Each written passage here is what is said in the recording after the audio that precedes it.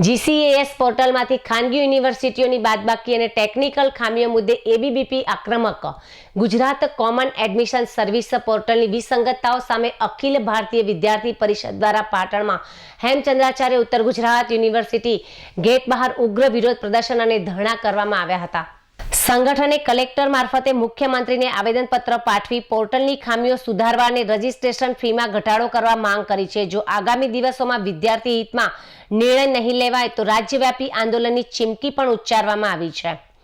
ગુજરાત સરકાર દ્વારા શરૂ કરાયેલા GCAS પોર્ટલમાં સર્વર ડાઉન થવાની ટેકનિકલ સમસ્યાઓને પ્રવેશ પ્રક્રિયામાં થતા વિલંબને કારણે વિદ્યાર્થીઓમાં રોષ જોવા મળી રહ્યો છે.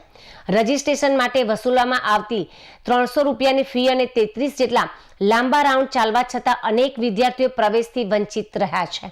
ખાસ કરીને આ પોર્ટલમાંથી ખાનગી યુનિવર્સિટીઓને બાકાત રાખવામાં આવતા વિદ્યાર્થીઓને સમયસર સરકારી કોલેજમાં પ્રવેશ મળતો નથી અને અંતે ખાનગી સંસ્થામાં ઊંચી ફી ભરીને એડમિશન લેવાની નોબત આવે છે.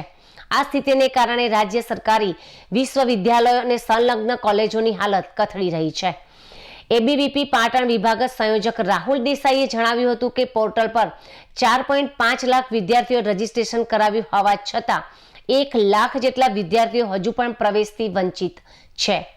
વિદ્યાર્થી સંગઠને માંગ કરી છે કે કાં તો ખાનગી યુનિવર્સિટીઓનો તાત્કાલિક GCAS માં સમાવેશ કરવામાં આવે અથવા તો આ પોર્ટલને માત્ર ડેટા એકત્રીકરણ પૂરતું મર્યાદિત રાખી પ્રવેશ પ્રક્રિયાને ડિજિટલાઇઝ કરી યુનિવર્સિટીઓને સોંપવામાં આવે. વધુમાં રજીસ્ટ્રેશન ફી સંપૂર્ણપણે નાબૂદ કરી પ્રક્રિયા નિઃશુલ્ક બનાવવાની પણ માંગ કરવામાં આવી છે. અગાઉ પણ આ મુદ્દે રજૂઆતો કરવામાં આવી હતી પરંતુ કોઈ ઉકેલ ન આવતા હવે એબીવીપીએ ઉગ્ર વિરોધનો માર્ગ અપનાવ્યો છે. આજે અખિલ ભારતીય વિદ્યાર્થી પરિષદ દ્વારા સમગ્ર ગુજરાતમાં આજે આવેદનપત્રો કલેક્ટરના માધ્યમથી આપવામાં આવ્યા છે અને ધરણા પ્રદર્શન કરવામાં આવ્યા છે. જે GCAS પોર્ટલ છે, ગુજરાત કોમન એડમિશન સર્વિસીસ, એ પોર્ટલમાં વિદ્યાર્થી પરિષદની કેટલીક વાર આવેદન નિવેદનો આપણે રાજ્યની સરકારને કરેલા છે, પણ એમાં પ્રાઇવેટ યુનિવર્સિટીઓને સમાવવામાં આવે.